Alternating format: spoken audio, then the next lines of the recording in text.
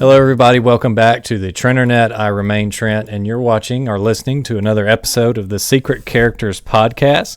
Today, we have the honor of being joined by Kevin Martin, a developer from Data East Pinball back in the day who worked on Tattoo Assassins, as well as ScOULaris from the Tattoo Assassins community Discord, who is an avid Tattoo Assassins enjoyer and competitive player. So I really am excited to talk to you. Kevin, ScOULaris, how are you both doing today? I'm doing great. Just hanging out on this rainy day in Pittsburgh. It's a rainy day in Pittsburgh. We're getting some of that rain down here. We had thunderstorms most of the night. ScOULaris, how are you doing? How are you hanging out there? I'm good. I'm down in Florida. I'm excited to finally talk to someone who wants to hear about Tattoo Assassins rather than my wife. If I told my wife and kids about Tattoo Assassins, I don't know that they would still be my wife and kids, but they're going to have to watch this podcast later. They'll just have to get over it. I mean, my 8-year-old son gets it. He understands the appeal. Yeah, it's always the guys, right? I mean, I feel like especially during the 90s, a lot of these games were made with like the young adolescent or teenage boy in mind, but we can get into it.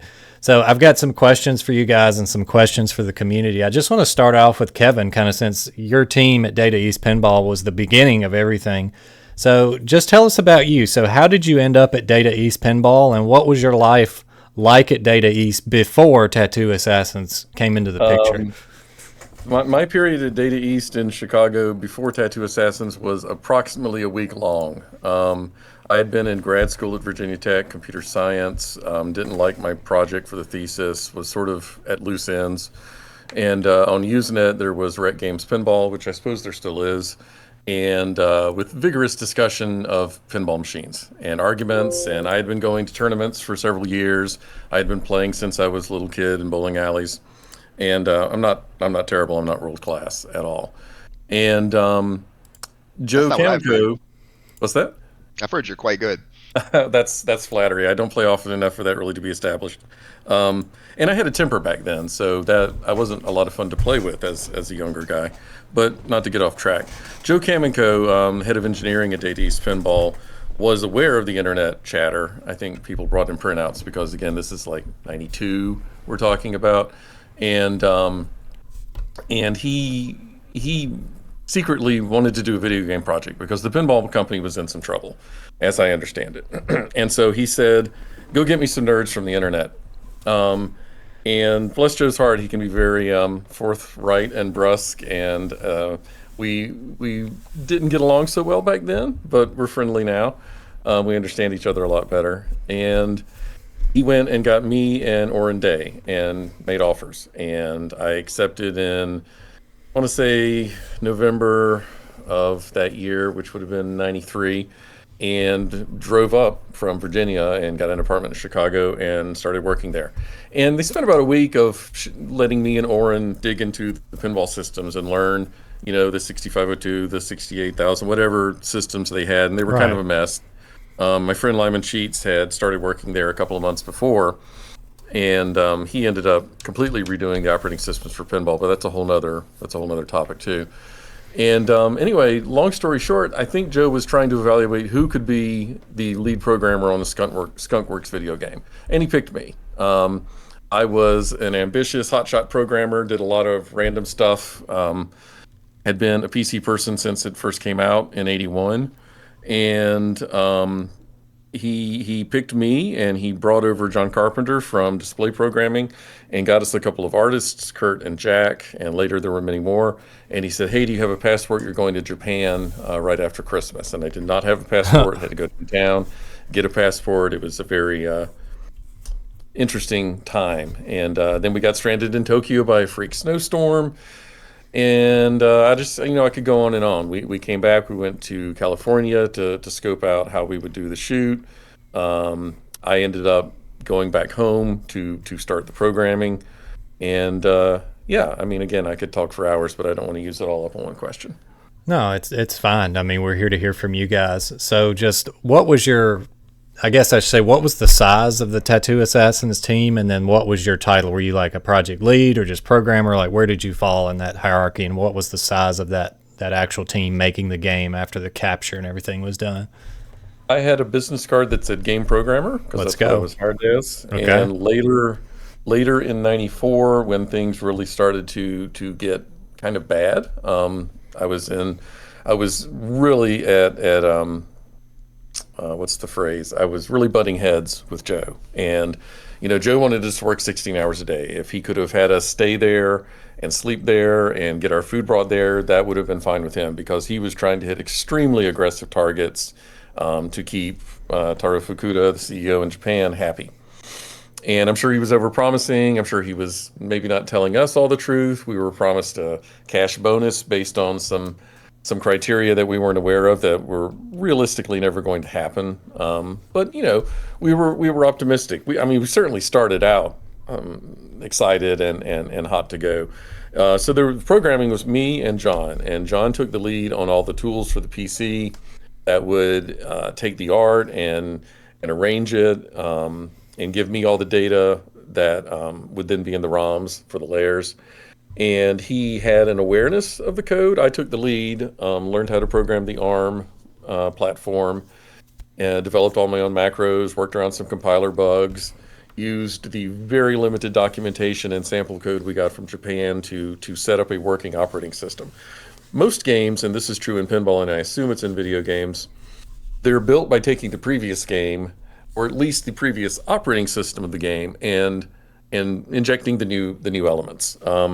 And at Data East, that consisted of taking the previous game's pinball machine and just reusing its elements.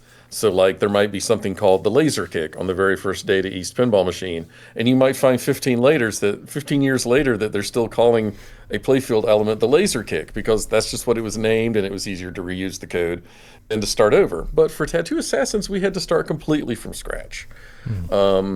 At one point, they did send us some code from Night Slashers to help establish some things I was having trouble with, like how the system starts up and some of the memory mapping. But by and large, we figured it all out ourselves. So there were a lot of late nights, a lot of watching the snow and playing Nine Inch Nails and just blasting through the night programming this stuff. And then to go back to the actual question, the two artists were Jack Liddon and Kurt Anderson. And they were given all this fancy new Macintosh equipment that was able to do the frame capture. It was very slow and tedious, but it was cutting edge at the time.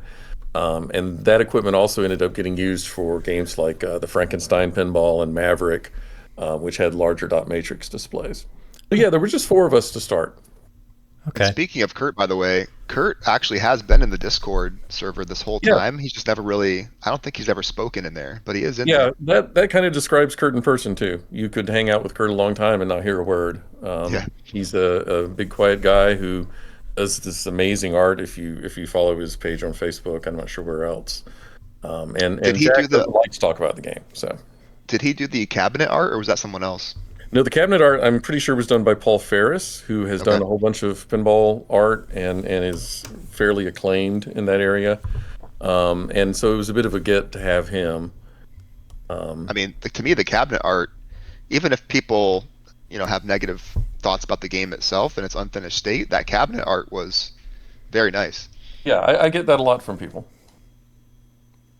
Yeah, so it's interesting you mentioned we'll have to talk pinball at some point. I'm a pinball guy as well, Kevin. So one of the, I mentioned my parents' business growing up. One of the few games of theirs that I still own is a Williams Bram Stoker's Dracula pinball. Oh, I've got that in my basement right now. Then you have excellent taste. I love that game, and having played other Williams games, it's probably very similar to what Data East was doing because there's even a few if you ever played Williams Black Rose, there's a few sound bites and clips and music that are actually in Bram Stoker's Dracula if you listen. But at some point we'll have to talk pinball. I've actually been trying to get a hold of one of the sound guys from that pinball, so keep an eye out for a future episode. Anybody who's interested.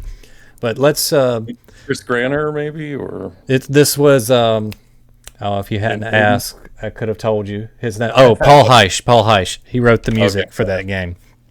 We actually exchanged some emails, but life got in the way, so I've been trying to reach out and get back in touch with Paul. But we'll see, depending on his schedule.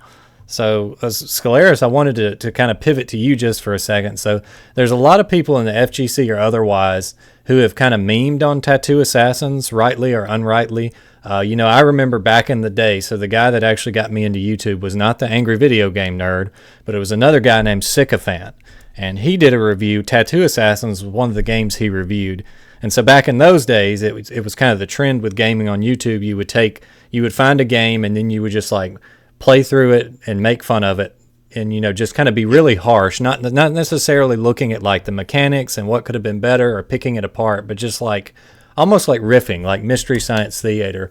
So for you, what is it about Tattoo Assassins that makes you say this game is worthwhile? It's worth playing. It's worth understanding. What is it about it that draws you to it? Yeah, and I would argue that it's even worse today in terms of how engagement works online in general, negativity and kind of dunking on things being the default for videos like that even today. But and I understand there's plenty of funny aspects to talk about Tattoo Assassins, but for me it's funny to hear Kevin say in late '94 they were like really struggling, because I learned about the game as a 9-year-old. I was 9 in 1995 when an arcade operator at my local arcade in the Altamont Mall in Orlando.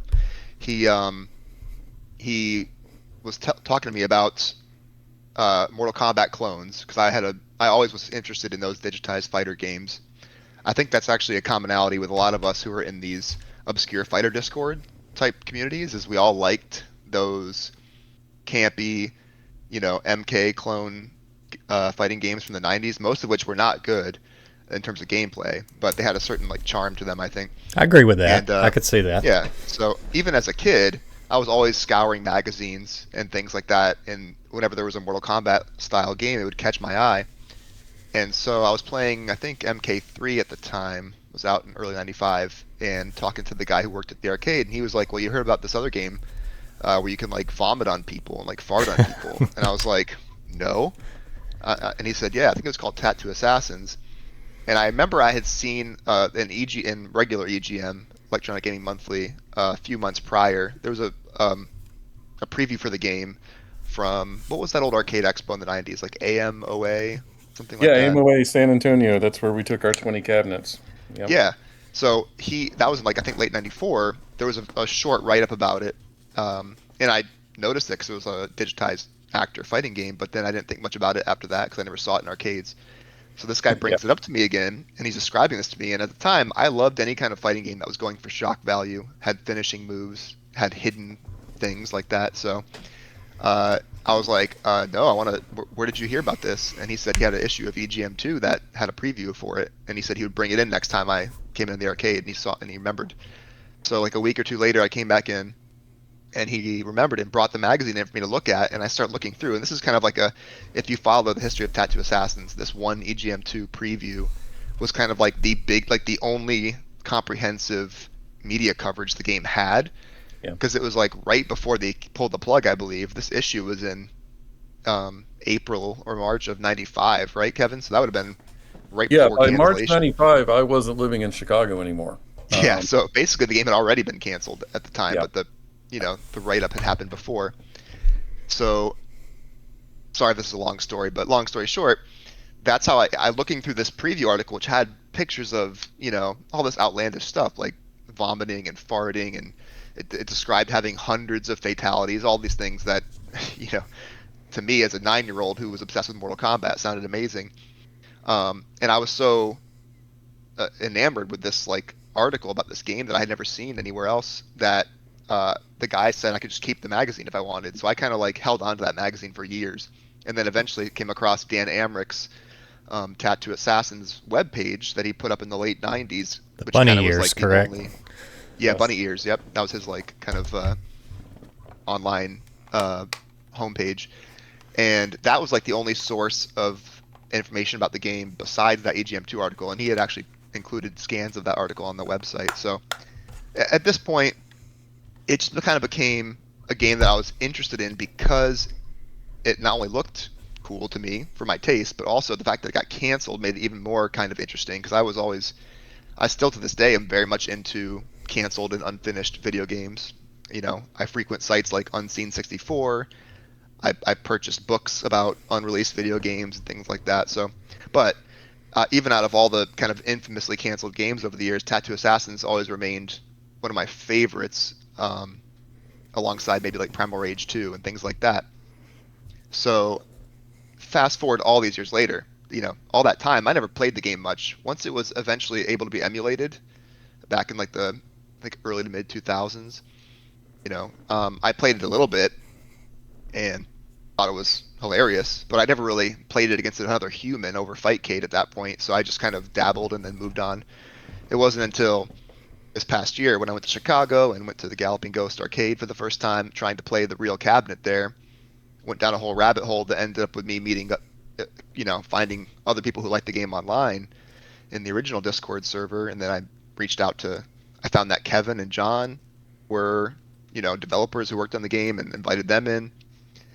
And then it all led to us fixing the sound ROMs and emulation, and then playing the game against other fans. You know, the small group of fans of the game who were, there's a lot of overlap with like just the general obscure fighting game Right. Fightcade community.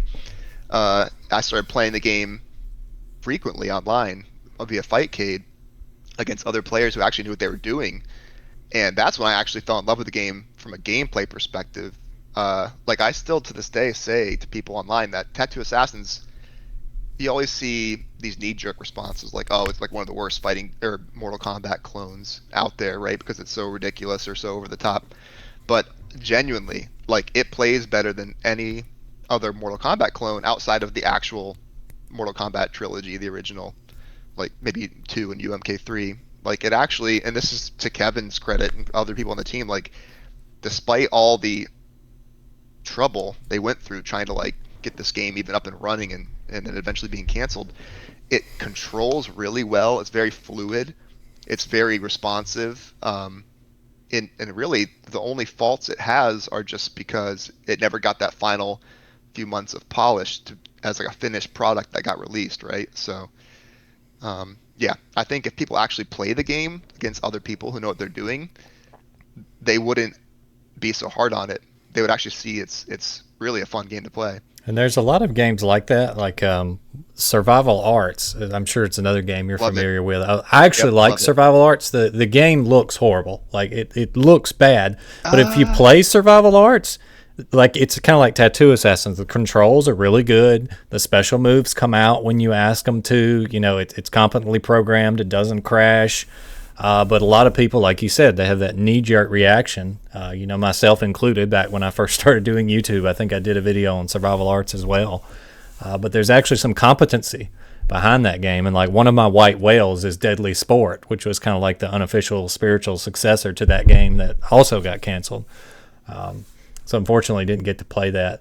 But yeah, Kevin, funny story about that real quick. yeah, I actually, as a kid, used to have, there was a random, the only survival arts cabinet I ever saw growing up was in this very small movie theater about 7 minutes from my house. It just had two arcade cabinets, Survival Arts and like I think Golden Tee Golf or something, which were I think both made by the same developer, right? Actually, and yeah, I would have my dad drive me to that theater just to play Survival Arts because, like you said, like something about it. I mean, if you already like those kind of games anyway, that's part of the appeal. But then on top of that, it actually felt kind of crunchy and crisp and like satisfying to play too. yeah, it works. It just works, as Todd Howard says. But Kevin, back to you for a second. So there's a lot of sources on the internet about this game. We mentioned Bunny Ears, the EGM article. There's tons of YouTube videos people did. And they talk about how difficult the development of Tattoo Assassins was. I know you've talked about. Just for anybody who isn't aware, can you talk a little bit about those difficulties and what it is like for you to know that this very unpleasant experience you had created something that a lot of people take an interest in here today in 2026? Well, the best aphorism for why we were doomed is that we were a day late and a dollar short. We there's many aspects to that. Hiring new me and artists who hadn't worked on video games before but had worked on pinball, um, and then not having actually the backing of an existing video game company. I mean, yes, sure, we were owned by a video game company, but they were in Japan and they were not interested in giving us their assets or tools.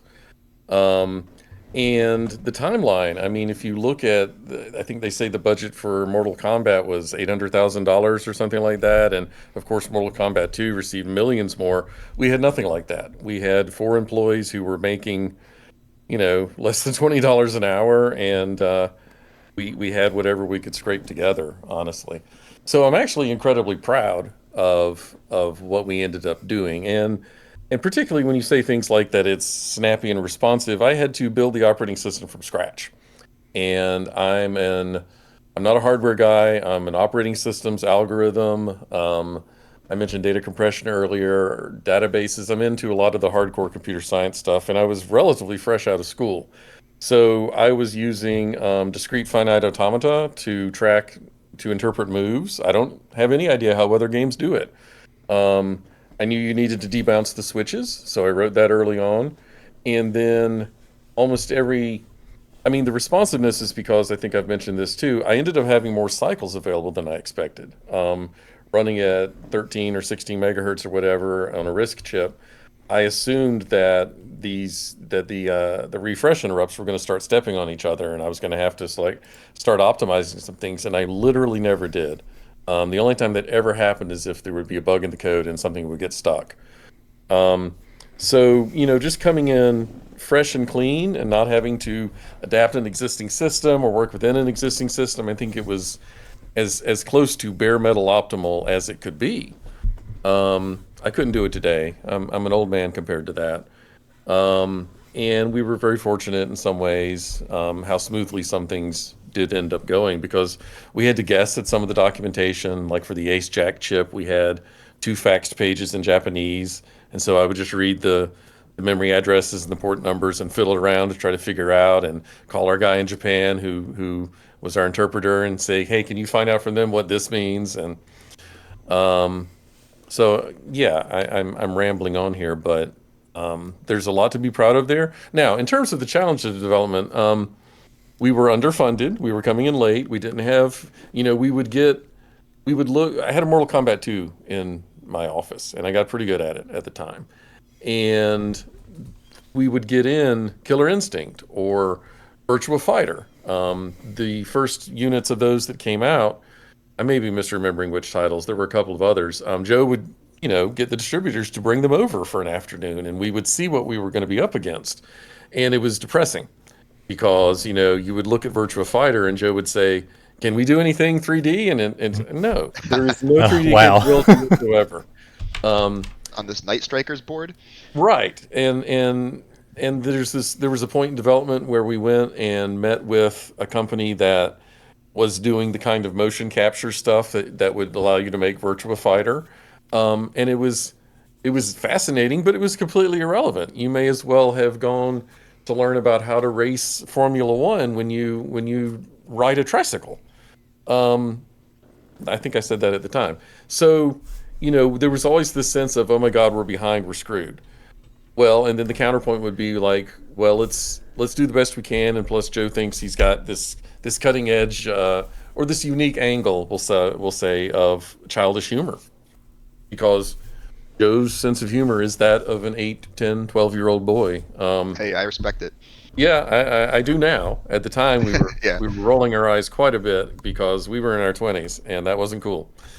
Um, in retrospect, all of it's kind of cool, but there was a lot of misery with the long hours and the sense that we were death marching ourselves to failure. It was just a matter of when and how that was going to happen, and that's why some people came away more bitter about it. Jack is still in the industry. He's a great friend of mine, but he doesn't want to talk about the game.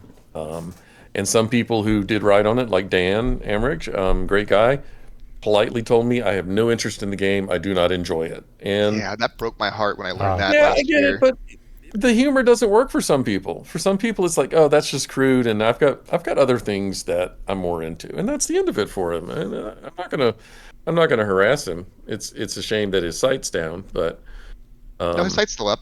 oh, is it? Oh, Yep. okay. Yeah, I I maybe checked Kept it just up. yesterday. It's back up, but it's kind of funny. Like, you're a kid and you have juvenile humor, and then you, like you said, Kevin, you get to your 20s and you kind of become an edge lord. And then if you're like me, I have a wife and two kids now, and now I'm just a juvenile kid again because 90% of yeah, my parenting is just trolling my children. So right. I mean, I'm sorry if you can't appreciate like an anti-air diarrhea blast, then I don't think your maturity isn't worth it. Well, yeah, let me tell you, we went to the AMOA show in San Antonio with the 20 cabinets, and we were deep in the sense of being doomed. I had sort of gone on strike at one point and my salary nearly doubled, which sort of shows their desperation. I mean, I still wasn't getting rich because I think when I moved there, I didn't realize how expensive it could be to live in Chicago. Um, but when we got there, one of the people I met was Ed Boon. Um, and he looked a little freaked out about our game because we had things that were just rumors in Yeah. Mortal Kombat that they hadn't really done. And I look at Mortal Kombat 3 and they did some things and they have some stuff that looks maybe like some things we were doing. And that's not a knock on them. I mean, a lot of the work done at Data East was derivative and uh, politely imitative, in a flattering way. And so I can't be upset with them for saying, "Oh my God, we got to put in some nudalities, or we've got to they've got this cool level with this whatever. Let's do that," because they could. It's not like we had a copyright on it, and they could do it way better because they had a big budget and a lot of experience. So I have enormous respect. I mean, I don't play fighting games now, but I have enormous respect for the Mortal Kombat franchise. And Ed was unfailingly polite and always has been. But I just remember the look on his face, like, oh my God, they actually did some of this stuff. So I guess that means we can too. I'm not sure about Yeah, the I've always timeline wanted. there, but is it possible that Billy Two Moons inspired Nightwolf? God, I don't know. I hope Probably Billy not. Demons There would doesn't have been a lot inspire of. anything but apologies. Yeah, I think MK3 was already in full swing development by the time Yeah. even any public information about Tattoo Assassins would have been released. But yeah, it's like you mentioned though, how they pointed out the nudalities. That was in the EGM2 article too, and that really caught my eye because that was the I started accessing the internet in like around 95 as like a Mhm. kid, right? And I would seek out information about Mortal Kombat and arcade games, things like that at the time. And nudalities as well as animalities were both very prominent rumors about Mortal Kombat 2 back then. People thought they were actually real and just hadn't been found how to do them yet. And so when I saw an actual nudality screenshot in that EGM2 article, I was like, oh man, I've got to play that. This game is amazing. Like things like that really appealed to me because it was like turning a rumor into a reality. Right. So let's go back to you, ScOULaris, along those lines. The two-player competitive setting, you talked a little bit about seeing the game, but when you got in and you started noticing, hey, this plays pretty good, what are matches of Tattoo Assassins like? So I did go on Fightcade and look at some replays. I saw a lot of Billy Two Moon, saw a lot of Hannah Hart. What's it like to play that game competitively, and in particular the morph tattoo function, which Mortal Kombat never had, by the way? How does that impact a player match of Tattoo Assassins? The tattoo button. Correct. Yeah. Okay. The tattoo button's actually a pretty interesting concept. I believe that was Joe's idea, right, Kevin? Absolutely Um, was Joe's idea. Joe, I remember Joe speaking on it extensively, and as a selling point, he's like, "Oh, you come up to Mortal Kombat and you play against this guy who just destroys you for a quarter and 30 seconds flat because he knows all the moves. But we give you a move. You can pick a move, and you will have that move, and it's better for novices." And I mean, he's not it, entirely wrong. yeah, he's not wrong actually. It is a interesting. It kind of reminds me a little bit of the approach to Smash Brothers design, where it's trying to appeal to newer players in a very intuitive, simple way. But then it actually has kind of knock-on effects when you're a player who knows what they're doing too, because how it works in Tattoo Assassins is there's a tattoo button, and you can map one of three special moves to it um, that your character can use during the match, and it's a special move that you can still do the normal way with the normal special input as well, but the tattoo button is just a lot faster, right? It's a one Hmm. quick tap and it comes out immediately, and it's on a cooldown, so you can't just spam it, and you can only use it I think 5 or 6 times total in a round.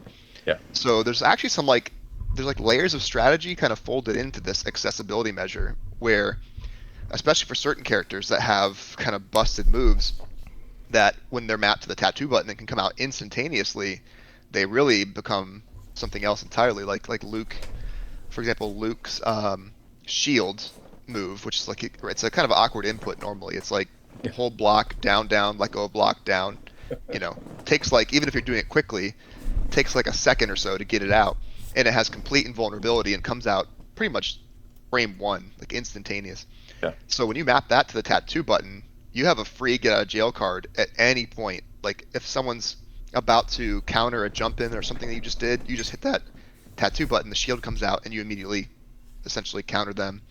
So it's one of those things. I don't know if that was, some of those interactions were probably unintended. Almost all of those interactions were unintended. Sure, yeah. Those are the best ones, though. Yeah, no, but that's the thing. Is a lot of people. Yeah, a lot of people who like these. That's one of the things about Tattoo Assassins playing it online, is there's actually kind of two different flavors of playing it. Depends on who you're playing it against and what they like about these kind of games. So there are some people who, what they like about Tattoo Assassins is how unfinished it is, and is finding all the kind of jank and glitches and infinites and things that were in the game because the game was never finished, right? There were a handful of people in the old Discord especially who that was what they liked about it. And when I came in, I was trying to play the game online, and some of that is not my favorite. Like I don't, the infinite stuff especially, while it is kind of fun to try to work around it, if the person you're playing against likes to abuse infinites, I don't think it makes for the most engaging footage, especially when I was trying to upload footage to YouTube to show people what the game looks like being played competently. So I know in the old Discord, some people took issue with me complaining about infinites because I personally don't use them, and I don't really care for them being used all the time. But I get it. It's just like two different ways of appreciating the game, really, because there is humor in that too, right? Yeah, it's a finding those mindset thing. There's different thoughts, different players. Like I talked to the X-Men Coda, and that's a very old Marvel versus series game, completely busted at high level. Everybody's got infinites, and they very much embrace it. They embrace the infinites and just go along with it. And then you have some games, like you'll hear Tom Brady talk about Mortal Kombat Deception in the 2000s, where if you wanted to play it competitively, you had to have these certain rules, like, okay, you can't use this tech, you can't use that tech. So it's just interesting to see a very small community like Tattoo Assassins, even with the size that you guys have, are trying to figure that out. Like, what is this game going to look like? What are we going to have to do so that it grows? But fortunately, Tattoo Assassins is still small enough, everybody can just kind of play their way. Or at least that's kind of how it looks. It's so niche that the only time in the recent years I've seen it even like any kind of tournament setup done for it online was at SawCon 0 last year. And they had no rules about infinites. Like you could freely use them however you wanted. And I think, I don't know about you, Kevin, like if you're watching the game play online, you see people abusing some easy infinite. Does that bother you to see that? Because thinking like, oh man, we would have fixed that if we had finished it. Yes, we would have fixed it if there had still been 3 months to spare and the kind of energy we had earlier in the project. I think we would have done some great stuff with that. To me, it's in the category of, oh well, just like there's at least 3 characters who don't have a throw, and it's not because we didn't design a throw and program the track. It's because at some point the hitboxes were adjusted for some other reason, and nobody noticed that doesn't allow that character to get technically close enough, pixel-wise, to someone to trigger a throw. It would be a trivial fix, either in the code or in the hitboxes, if we were still in development.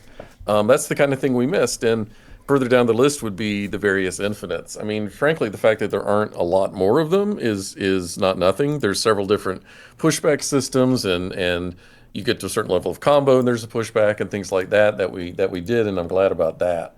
So yeah, for me it's just an aspect of it, and it's funny to find them, but it's obviously, if you're playing in any sort of real competitive sense, which it's mind-blowing that that's even a possibility, those can't fly. And the same thing, again, making analogies to pinball, there's some pinball games we can't use in tournament without changing the code or changing the layout in a certain way.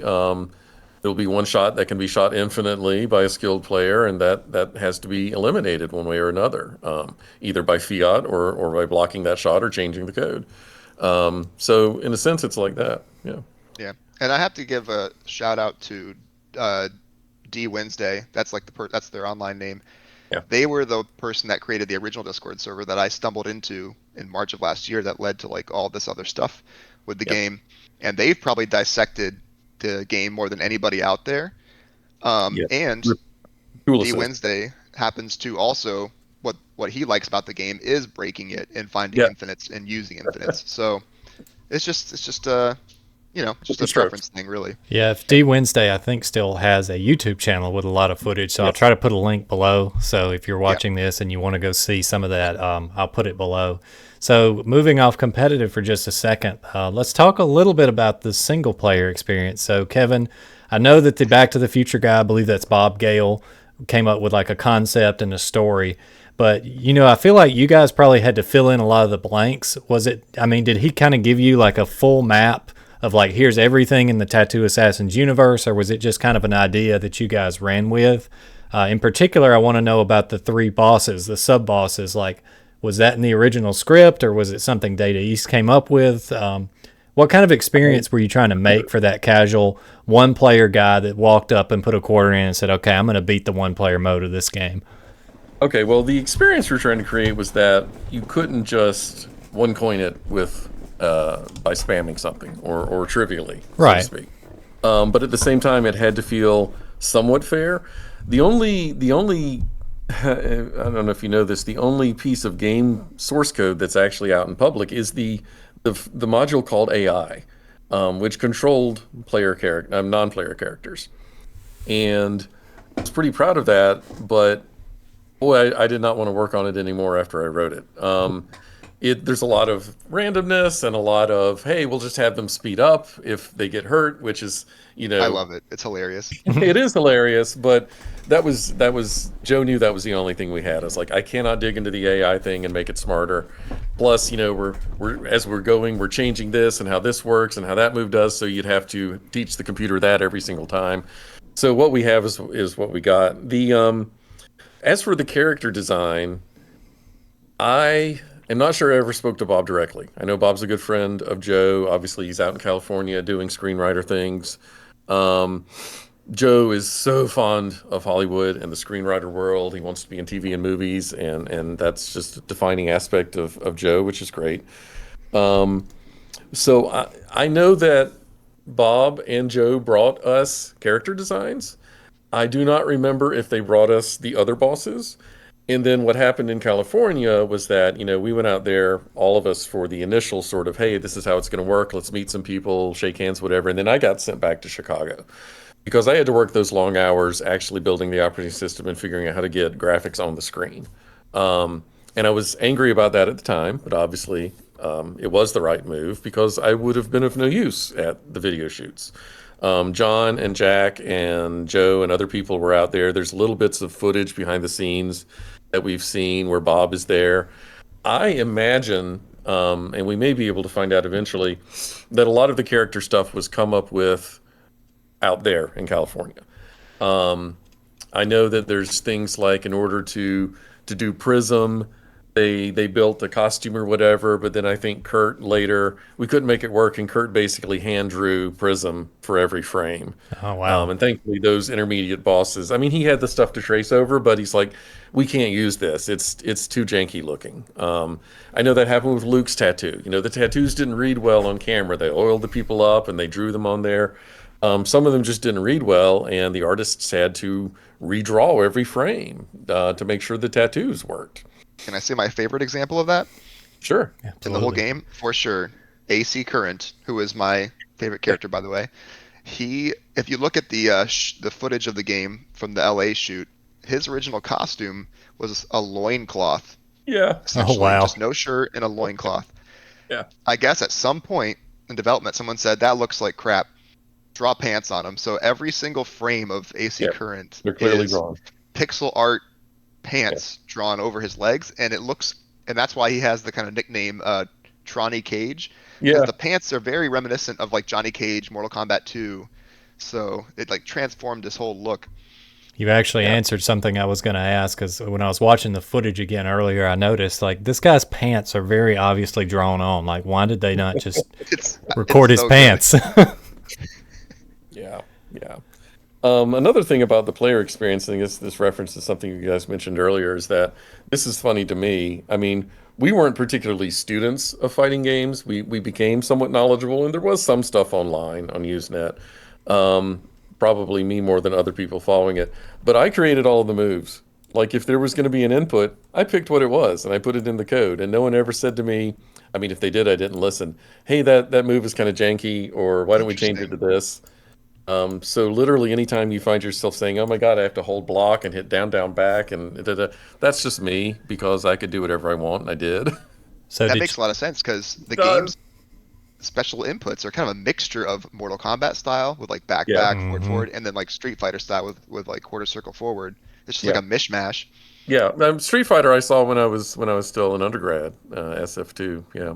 so when you were putting in those inputs, did you ever think like, okay, this move is very strong, so I need to give it a tougher input, or was it Yeah. just whatever you felt like at the time? No, it was typically that. It was what can I do that doesn't conflict with another input because then I have to do a little adjusting. And what just sort of sounds like, this is a little more complicated. And there's a couple of hidden moves in there. I mean, the diarrhea was hidden and lost for many many years. And Vomit. there's a thing you can do holding a button for 9 seconds that makes Hannah shoot a laser. And we thought, well, that's just in there kind of as a joke, and it's too powerful. So obviously, it's a move that has to take 9 seconds. No one's really going to do that. It's not going to be allowed by your opponent. ScOULaris, did we know about the 9 second laser? That's the first I've ever Yep. heard of that. Yeah, he Yeah, does. it's in there. It's it. So remember, I created an FAQ on GameFAQs last year for the game that was intent. It's like the full complete. It's like essentially missing nothing about the game.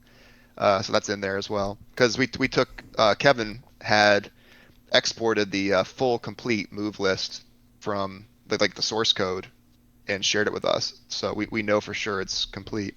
Well, that's But yep, awesome. it's in there.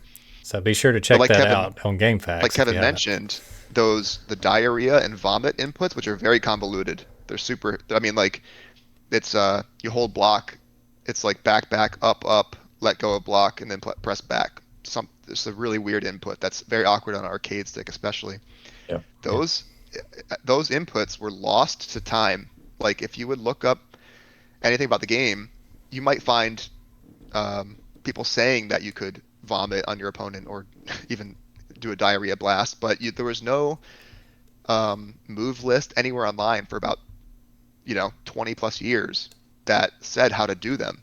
So I actually always assumed that maybe those reports were from an earlier version of the game at a trade show, and then they got taken out of the version we got in emulation by the time. But no, Just last well year, hidden. yes, last year, all thanks to the um, there's a video posted by what was that old YouTube channel? Retro CGM, Game. What was it? CGM, Plastic Yes, Game, yeah, Game classic Room, game room, GR. right? Yeah. They played. I think it was at Kevin's replay, right? Yeah, it was Replay about. Foundation. They posted a video about 11 years ago playing Tattoo Assassins, and they were doing those moves on video. They were playing the original cabinet that Kevin used to have, Because I printed and it out and gave it to the guy. yeah, you gave it to him on an iPad. So in that video, I was in Chicago with my brother, like zooming in, trying to screenshot this like blurry iPad's picture to understand like what is this move list they have because I can't Enhance find it again. anywhere. Yeah, and I actually went on Reset Era, which is a forum that I've very active on, I've been posting on for years, and said, "All right, everybody, I'm trying to find this like very obscure piece of missing information. Can you help me?" I posted all this like long write up with like screenshots and explanations and the link to the video. And then about 10 minutes later, someone goes, "Here it is," and they just posted a link to tattooassassins.com/movelist.txt essentially. Yep. Click on it, and there it is. There's Kevin's exported move list that I guess he had posted the direct link to on Facebook many years prior, but that link Yeah. wasn't really exposed via a hyperlink on that web page. Yeah. And I So think after I all had those uploaded years, it to print it out originally, but then I was like, I probably shouldn't link this. I don't know. yeah, Never got around to it. yeah. So yeah, me and my brother in Chicago going down this whole Tattoo Assassins rabbit hole, and I find those inputs and I test them out because I had with me on on the trip a little Ambernick retro gaming handheld, the Linux ones, and I loaded up Tattoo Assassins and tried it out, and sure enough, the diarrhea came out, the vomit came out, and then I was like ecstatic over that, first of all, which is I just couldn't believe that this had been discovered finally after all this time.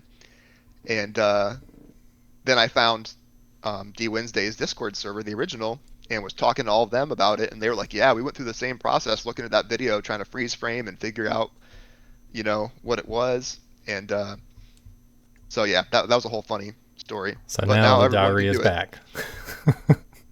I really think those animations are in there because of fatalities. And so, obviously we have the fart in the game, and it's an integral part of some combos, but it's very underpowered. And so the way to underpower the diarrhea and the vomiting was to make the inputs kind of weirder. Well, not only that, but you nerfed it.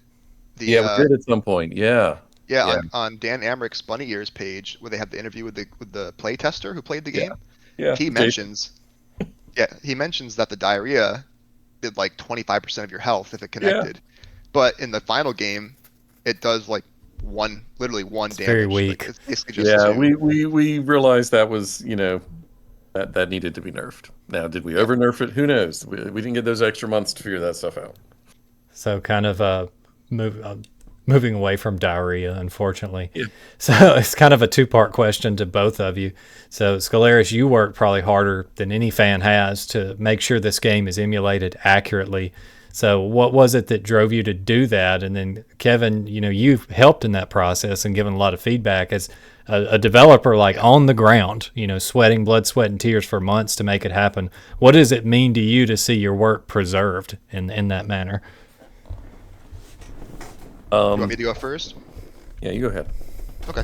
Yeah, definitely Kevin and others were all very helpful in getting that fixed. So, as you know, Tattoo Assassins has been dumped as a playable ROM on MAME and other arcade emulators for, I think, since about 2003. And there have been some improvements made to the emulation for it by various developers over the years. But it was still missing. It had tons of sound issues that probably most people, myself included, assumed, well, the game wasn't finished. That's just how it sounded. It wasn't until watching some of those, only a handful of videos of people on YouTube, like Classic Game Room, playing an original cabinet, where I was hearing sounds coming through the speakers that were like sounds I'd never heard in the game before, playing it in emulation. And I started like kind of going through the video and noticing, I was like, wow, this is more than just a few sound effects. It's like tons of sound effects, including sound issues aren't happening in this footage that we've all just grown used to in the emulation. So I wanted to fix it because at that point I became very curious and motivated to find out, is there actually like an entirely newer build of the game that is newer than the one that got dumped in 2003? And in working through trying to deduce the actual cause with the FB Neo developer Dink, he goes by. He's like great guy. He's been so helpful with all this stuff. We ended up figuring out that it's not that the game ROM itself was outdated, but the sound ROMs, right, Kevin? Like back then, it would be each ROM on the board. You had a couple that contained the sound effects. You had some that contained the graphics. So it was just the sound files were like some old. They weren't the ones that went with the newest build of the game. Exactly. And thankfully we had Kevin and John. When I reached out to Doc Mack, who owns the Galloping Ghost arcade in Chicago, best arcade in the world, by the way, hands down, has Tattoo Assassins there, one of the only two public arcades that does. I asked him, like, hey, I know this is a weird request, but we're trying to fix some stuff with Tattoo Assassins, and we're wondering if you ever made backups of your cabinet, of your board. And he said, yeah, I did, but I can't just give those out to anybody. He said, maybe if someone who worked on the game asked me. And I said, perfect. I have Kevin right here. He was the lead programmer. I hooked them up, and he graciously sent the files. And once I just kind of swapped them in for the old, overwrote the old files in the ROM set, it sounded correct. It was like a miracle. We were so excited in the old server when I kind of like shared the updated file and told everyone to go test it out. It was very very cool time. So one of those fixes, this I'm going to spoil one of the viewer questions early. So when you select a fighter and you go to the single player mode, is Coldan supposed to go not, or No, was that a glitch? So that is a glitch. Okay, I wanted to confirm because somebody that's asked why does he say that, but it's a bug. that's actually that's Deke K, the zombie boss. Mm-hmm. That's one of his voice lines. Yeah. So it's just incorrectly referencing because essentially the game code is trying to reference addresses of sound effects, but those files for the sound files were old, so it was pointing to the wrong effects basically. I can tell you So exactly how it happened, and just I'll keep it brief. But Brian Schmidt was our sound guy, and he's always worked externally. He's performing at MagFest this weekend, I think. But he had done a board called the BSMT 2000 for pinball. And in the Data system, all the different parts are separate. There's a display controller CPU with its own board, there's a main CPU, and there's a sound CPU. Williams did it differently. They did everything integrated. They needed more megahertz because of it. But this was the Data system. So when you have the BSMT board, you send it 8-bit codes to tell it what to do, and that was it was completely separate from the main game code. So I had to write the code that would queue up sounds and signals for music and stuff and send them out the port to Brian's board. But as we progressed, Brian would make new sound ROMs with new sound effects, new things he had added, new music, and just bring them directly to production. So ROMs would get burned and those ROMs would get stuck on our development board. They weren't loaded from our PCs like the game code was. So when the code got exfiltrated at the end, the only ROMs we had for sound were the 0.01 ROMs that Ryan had made, where he basically just took some old sound effects and some early stuff that he had to prove that the sound system works. And I did not realize for however many years that that's why the sounds were completely wrong, because we had moved way past that initial set. And so, yeah, thankfully we were able to get the real ROMs, but that's why that's completely separate and possible for that to happen. So and the Coldan not sound at the top of the ladder is always how you can tell if when there's a YouTube video of the game uploaded if it's not using the updated ROM. Yeah. so what was Coldan supposed to say, if anything? He's supposed to laugh. Laughs. Oh, it's just a Yeah. laugh. Okay, well, that makes And We sense. probably didn't have that even at the time. No, yeah, and in the most up to date current ROM with all the fixed sounds, it's the game itself just sounds so much more complete and polished because everything that's supposed to have a sound effect does. But we did lose some kind of classic sounds that people liked from the old incorrect Hmm. sound files, like Luke Cord used to say. Actually, just random characters would cause the sound effect to happen. It would be Luke saying "Navy rules," which was just unintentionally funny, and that's no longer in the game at all when you use I the think we were fixed told we sound. shouldn't say that. I think that's the kind Navy of thing rules, Oh, that yeah. really? maybe you can't get legal clearance. Just let's For not go there. So you have for farting Navy and rules. diarrhea, but you got to draw the line at saying Navy Don't even rules. go there. Yeah. Yeah, So and Kevin, that's a lot of work and drama and background to get that working. So back to the question, as a developer, like what does it make you feel to see, like 20 years later, what you made is actually out there and preserved and correct again? It's amazing and surprising. I know when it first was put in MAME back in 2003, I was super busy and I was always like, oh, I need to get around to that. And I don't think I ever tried in all those years. Also, I just assumed that there were things that would never get figured out. Like we barely figured out the Ace Jack chip ourselves from the Japanese fax that we had. And I know that early on in MAME, none of that stuff worked. None of the blending of layers, the shadows, things like that didn't work because that chip wasn't emulated. But then at some point, someone figured it out. I assume that chip was used in other games, and that probably helped a lot. Um, so I just always assumed it was going to be this weird niche little thing. And of course, early on, I was fine with that. I mean, when I left the project, I was furious. I was frustrated and disappointed, and thankfully went on to do a bunch of stuff that I was happier about. So only a long stretch of time allowed me to mellow in a way that not everyone has. To look back and say, oh my God, we did some really interesting stuff and came out with something that in many ways is actually cool. And I can be okay with it. It's interesting. Nobody puts it on their resume, but they should. Yeah, I mean, I don't think anybody sets out to intentionally make a bad game or a game that's received poorly, but it's a product of what the hand you were dealt and what you were given. And Right. considering that, I think it's a pretty darn good attempt. So I got two regular questions, and then we'll move into some quick viewer questions. But start with you, ScOULaris. If you had to give your elevator pitch, you're in the elevator with the executive, and you got 10, 15, 30 seconds to pitch why someone who's in the FGC should learn Tattoo Assassins, what would you say? Okay, I would say if you like Mortal Kombat style fighting games in particular, then a lot of your skills kind of carry over into this because it plays very much like Mortal Kombat 2, very similar feel. But if you ever felt like Mortal Kombat was missing something, let's say diarrhea, farting, things like that, this is your game. Um, but even outside of the humor of that, like the actual usage of those kinds of moves, the fact that it is competitively viable, like farts are universal anti-airs, and yes, it's funny, but it also feels very good to land that and set up like a 10 hit combo, off of a fart. It's just, I mean, it makes me laugh just talking about it. Whenever I play the game, even after all this time, it's the combination of it being funny and also feeling good to play. So that's why I think everyone should at least give it a shot if they already like those kinds of fighting games to begin with, because I think they'll find it plays better than the vast majority of those kinds of games. All right, and then same question to you, Kev, but from a dev perspective, if you had to convince somebody to try out Tattoo Assassins today, what would you tell them? I don't think I could add anything to what he said. I'm not. I'm not creative in that area. I'm not a people person to pitch to them. So I think he's made as good a case as anyone could.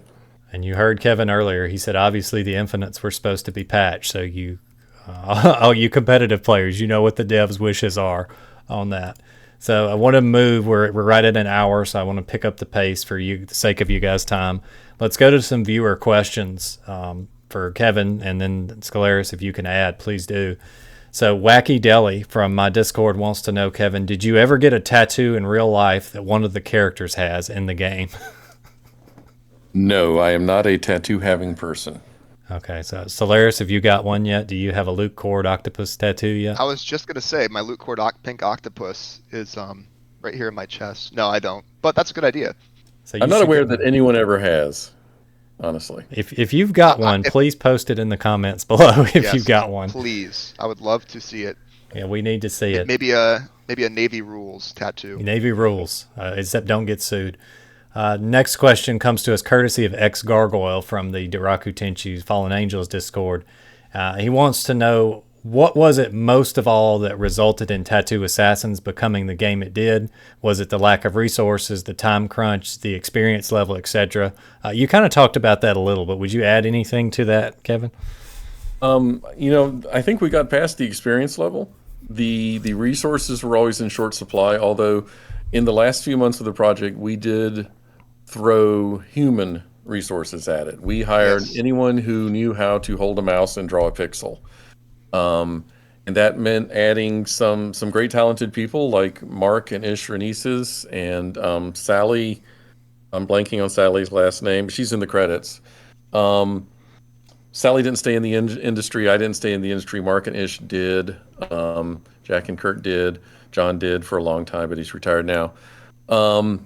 The probably biggest thing is that when you start a year behind, that's what matters the most. You can't make up that time.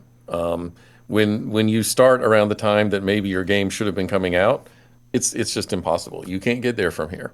So that's the main reason. I got you. But on a more positive note, to add to what Kevin said, throwing human resources at it, one of the kind of unintentionally funny aspects of Tattoo Assassins is, frankly, how bad some of the pixel art looks for some of the finishing moves. Oh yeah. Like you have essentially low res bitmaps of like a cruise liner falling on the other opponent, Yep. or like a 3D A bitmap of a DeLorean. 3D rendered bowling ball, things like that. And from what I've gathered, what Kevin's told me, that was a lot of those, rougher looking ones were kind of at the tail end when they had these Yeah. people being brought in with very little art skill, just cranking out, pixel art or taking essentially scanned in stuff and cutting it out because they were under the gun to add more fatalities in, and most of those fatalities were just drop an object on the opponent and crush them. Right.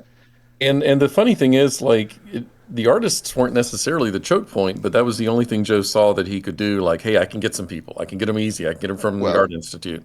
let's not Um, forget he promised like 2,000 plus right. fatalities, and you guys at that point had like 40 or something. So he had to get to cranking them out.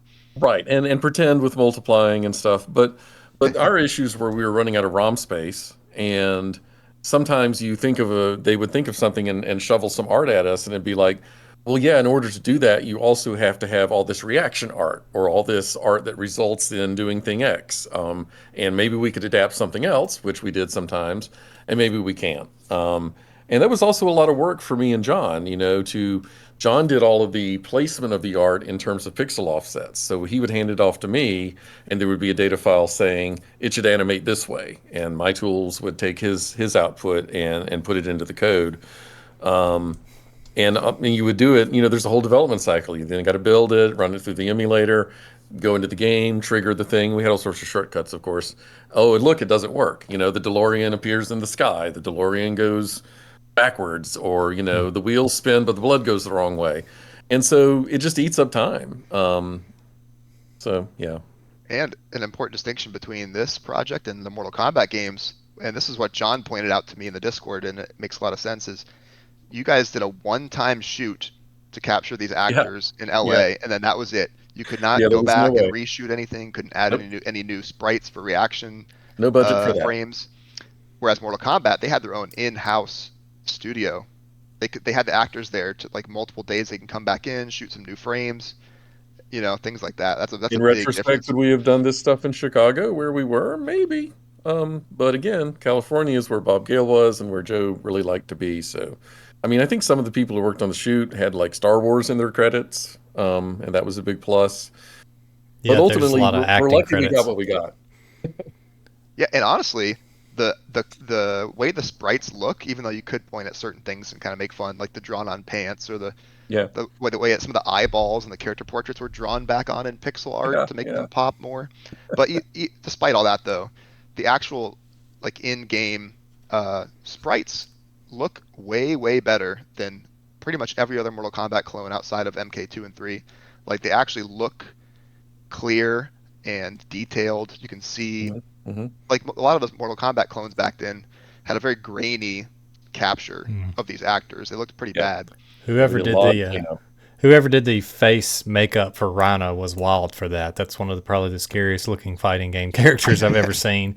Oh, and Yeah, let's not forget, she had in the before the sounds were fixed in emulation, she was just dead silent. Yeah. After they got fixed, she now has the classic line we can all hear, which is "Kiss my horn." That's all she can say. She and we just used to says it. say that to each other. That's such a classic. Yeah, and AC Current also had zero voice lines or sound Wow. effects, like vocal sound effects in the old ROM, and now he has all these robotic, you know, voice calls I've that really give got him to more get this character. loaded up and hear all these new Oh sound yeah, if you haven't effects. played it yet, you need to. So next question comes to us from Seraphic Crusader, I believe also in the Daraku Tenchi Discord, and wants to know when Data East basically said, okay, this game's done, it's not coming out, and then it eventually, of course, leaked online, and you saw people playing it. But what was your reaction to kind of all that, the plug being pulled? And Well, I was, in the summer of '94, when the grind was at its worst, I met someone and started traveling to Pittsburgh to date her, and that rubbed Joe the wrong way because he wanted every waking minute to go towards the game, and again that he was very driven for the project. I was taken to the hospital at one point with exhaustion, in fact, if I recall, and various other anecdotes like that. John, in Dan's article, John is the person referenced, I think it's in Dan's article, who was working, at 3 a.m. and just leaned over and threw open the trash can and then went right back to working. That's the level of stress and exhaustion we were all under. John's the unnamed person who went through that. And so by the end of that year, come Christmas, that was another sort of showdown with Joe where I went to Pittsburgh for a longer period of time and actually got engaged. And way too young, mind you. But then when we came back after the break, in January we were doing some sort of, I think we were doing like, hey, we need to do a non-blood version for Asian markets and this, that, and the other. And it just seemed like our resources had slowed down. There was less talk or less credible talk about, hey, you're going to get this big bonus when we build this, da da da da. It was pretty clear that they were going in a different direction. And the pinball company, somewhere along the way, had been sold, I guess, to Sega? Sega initially. And all that stuff is friends. The CEOs in Japan are all best buddies and related and stuff like that. And so it was a favor to someone for someone else. Sega had a pinball division before in the 70s, but I'm getting way off topic. It didn't change anything in Chicago, but it probably made them realize, oh, we don't actually need this video game project. We're going to be okay because we have Sega's backing now. And of course, the company still exists today as Stern Pinball. With Gary, who was there then. Gary runs it now. But I got in a situation where, you know what, I'm ready to bail. I'm ready to move to Pittsburgh. They were ready to fire me. We sort of negotiated like a payout instead, a severance. I had a job lined up in Pittsburgh at Carnegie Mellon, and I went there, and that's a whole nother story. So there was just, everyone was burned out and exhausted. And John moved back to display programming and worked on a bunch of great stuff. And Oren also, was a display programmer for that whole time. So yeah, it was early 20s burnout, classic feel, Classic crunch burnout, it sounds like. Yeah, So we got 3 questions left. Admiral McFish, shout outs to him, friend of the channel. Go check him out on YouTube. He wants to know, and we talked a little bit about this earlier, you may not be able to answer, but he wants to know about the bosses, in particular Coldan and Prizm. Do you know anything about what the inspiration for those characters was, or was that all stuff that happened in California? I'm pretty sure that all happened in California. I know that Coldan has syringes on his fingers or Yes, something he does, like that. yeah. Well, tattoo needles, I believe, right? Oh, I it's guess there's- tattoo needles, of course. Yeah. Which was a little bit of a Freddy Nightmare angle, or I don't even know if Edward Scissorhands was out by then. Fun fact, he is also played by the same actor as Truck Davis. Yeah. Truck Davis, okay. Yeah, but I was out of the loop for most of that. Same thing for Prizm. I only remembered later that we'd had to redraw Prizm. I know we did a lot of cool palette effects with Prizm, and I was proud of that. Hopefully those work in emulation. I'm not even sure. Yeah, they do. They do, yeah. Prism looks pretty great, actually, with his, like, cycling colors. And But so, you see, you couldn't have Prizm do much else because there was very little footage that was both captured and then redrawn by Kurt. I guess Prism's never jump or tumble or anything like that. What's cool about Prism is he's literally a glass cannon. He takes 4 hits and he's dead. Yeah, I thought that was a funny aspect. so there you have it. The mystery of why Prizm can be defeated and has so few moves has been revealed. But if I could say, though, there are, I don't know how much I can say of this, Kevin, but we've heard that there might be some kind of like production materials from that time, like the planning time, that are potentially out there to be discovered. So if we ever get our hands on them, we can share them. Yeah, that's in a lot of material has been discovered. A lot of material had been given to the guy who made certain other things, and then he gave them back 30 years later. But I don't know that they've been gone through and analyzed yet. I also found the original lithograph of the poster of the Girls of Tattoo, and so I could make reproductions of that if I decide to in the future. And I did share on both Blue Sky and in our media channel on the server. There was an EGM2 article from before the big one, like the issue before, that had pictures taken from the LA shoot, and it even showed some concept art, which I had never seen up until I discovered this through the Video Game History Foundation. They have their digital library online where you can search through scans of magazines. And that's the first I've ever seen of it. Had like Hannah and Maya and a few others, their hand-drawn character concept art in that article. Yeah, and I may have seen those once in real life back in the day, and they may or may not be in the material that's been discovered. I haven't found out yet. I hope so, because I hope so too. Yeah, we got to preserve it, get it out there. And next, Haley or Lockhart. I do want to shout out Haley. very big contributor in my Discord, but I think this question has mostly been answered, but I will just give the question. They wanted to know, Kevin, if you worked with a motion capture cast, which you said you didn't really do much of that. And you already talked a little. They wanted to know how the character capture influenced the game. I think you've talked a little bit about that. Like you had to use the sprites that you had. There was really nothing you could do. What you had was what you had, and they had to draw over it. Correct? Right. If you didn't have a character doing their taunt, or if they didn't do a convincing or capturable tumble, then you had to sort of fake it. The artist had to do that work. There's some of the things like, the way Luke throws things, you had to do throwing stuff because he's got that. Oh my God, let's not waste it. So yeah, that drove some of those decisions. And again, Bob wasn't in Chicago. He wasn't, looking over our shoulder. Joe was looking over our shoulders and suggesting things, some of which we ignored and some of which we took. But we did the best we could with what we had. And we knew that was all we had, so that became a foundational aspect. Okay, and then the final question comes by means of Clefairy from the Durakutenshi Discord. Kevin, could you share your thoughts on Mortal Kombat and if you wanted to do more crazy stuff to stand out, but you couldn't due to time restraints? Reading through my notes, my to-do list, and my development log, I realized that there were some ideas we had that were ahead of their time, and some of that got implemented, and a lot of it didn't. There were ideas about getting your health back and other type of reversals, but by and large, a lot of what people think is the crazy stuff, that was Joe's idea, and what we got in, we got in. Yep. I honestly, what else? I shudder to think what else would have put in if he'd been given complete reign over time and space. I recall in your notes that you shared way back last year, it said you had planned on having essentially a combo breaker mechanic at one point. At least that was an idea. Yeah. And there was a code in there to play as the bosses as well. So again, shout outs to Admiral McFish. He would love that.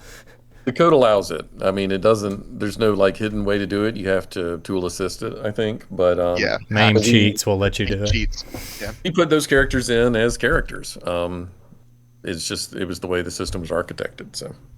Yeah, I always love it when that works because Mortal Kombat, if you try to play as those bosses without extensive extra help, it just crashes the game. Well, the game doesn't crash. I'll say that. Yeah. The issue is those boss characters weren't captured doing very much at all. Right. So they just don't have anything to create moves off of. If you do use cheats to play as them in MAME, though, I think Rhina you can do her horn laser. Yeah. There are a couple moves you can do with a special move input or a tattoo button press. Mm-hmm. That's it. Yeah, I'm still looking to see somebody beat the game as Prizm. Please comment that below if you've managed to finish the game as Prizm. I want to go back just for a quick second about earlier when you asked Kevin in making the single player, the arcade ladder. This is not a hard game at all to clear on one credit once you kind of understand it, and because it wasn't finished, it probably would have been tweaked a little more if it had been. But at that time, you got to remember, Mortal Kombat and all those arcade fighting games usually had the AI behave in ways that a human couldn't to break the rules, so you could keep pumping in orders. I will say, Tattoo Assassins, I guess it technically does that because the farther you go in the ladder, the CPU just gets faster and faster until they have until they basically, move at 3x the speed of the normal character sometimes. But they don't cheat in the same way. It's not like Mortal Kombat where it will always block a certain move. It'll throw you out of an uppercut. It'll duck your uppercuts. They don't do that, which I do enjoy. I enjoy playing. I appreciate it too. Well, I will point out. Right? I have to point out an exception to that, unfortunately, that we discovered. If you'll remember, can't throw, right? There's certain things that, there are. It's not even the AI module. It's the actual track of the action that happens, where you'll do something and it will automatically be blocked or countered, because that's just the track that action follows when you're playing against that character.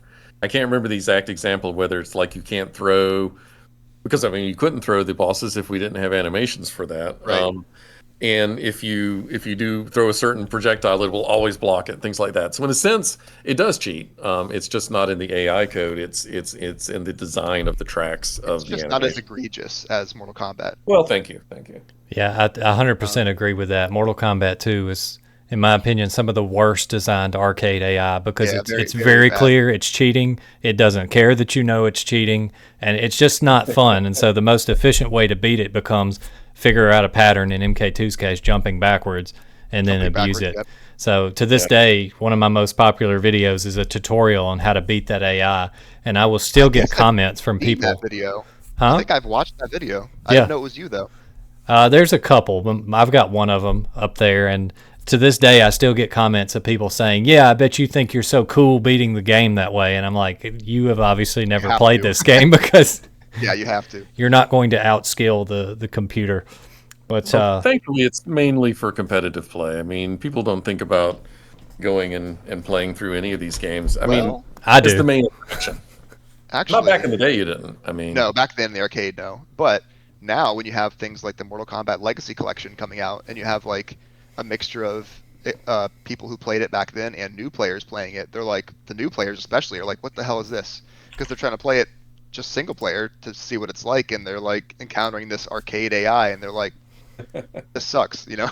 yeah. It's like it's a different time. You guys don't know what you were in for back in the day. So I've exhausted my questions for you guys. We're at an hour 15. It's awesome, phenomenal interview. It's been so fun talking to you, Kevin, and ScOULaris too. Is there anything else you guys want to share? You want to pitch a current project? What do you guys have for parting words there?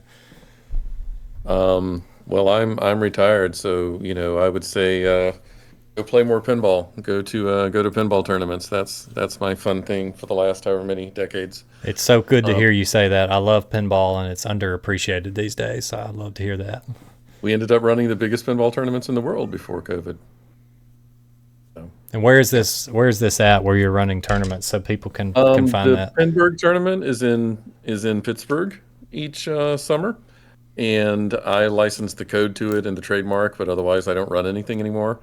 And the Papa tournament in memory of Lyman Sheets is in Chicago, I guess each fall. And that doesn't require any code or anything, but that's a version of the World Championships going back to 1991, which I had gone to since '93, and then I had been running them since '99. Awesome to hear that. So definitely check that out. Go check out pinball if you like the arcade scene, you like the arcade days. You can't challenge yourself more than a good difficult pinball, especially a Bram Stoker's Dracula. ScOULaris, what do you have for us? Any parting words of wisdom? Where can we find Uh, you and the rest of the Tattoo Assassins crew? Well, nowadays you can find us. We have a Discord server. It is linked on Kevin's tattoo-assassins.com page. That's the easy way of finding it. I'll link There's it about below as well in this video. Okay. Yeah, there's about 30 of us in there right now, including a handful of developers like Kevin, and then a bunch of other fans of the game. And really, I just want more people to play on Fightcade so I can have people to play against, because it's not easy to find people online playing Tattoo Assassins, as you would imagine. So when I do, it's a real treat.